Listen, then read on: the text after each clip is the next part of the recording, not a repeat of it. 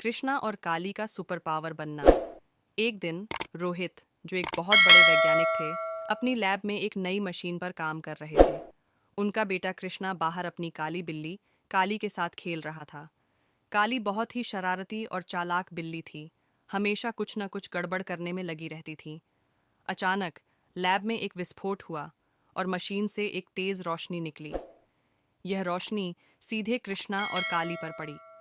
कृष्णा को super power मिल गए और वह कृष बन गया। लेकिन कहानी में मज़ा तब आया जब काली को भी अजीब तरह के सुपर पावर मिल गए।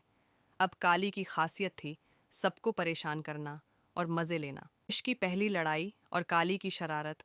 अब कृष ने अपने नए सुपर पावर के साथ दुनिया को बचाने का फैसला किया।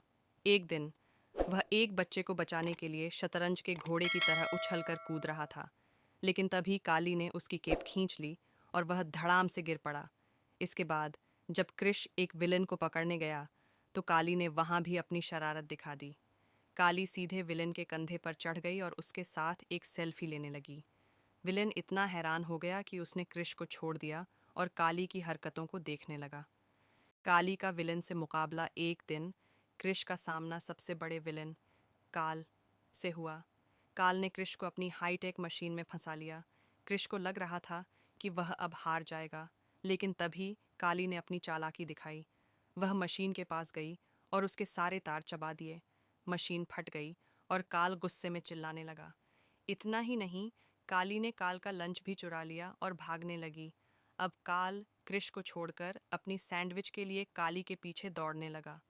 कृष और काली अपनी इस जीत के बाद घर वापस आए।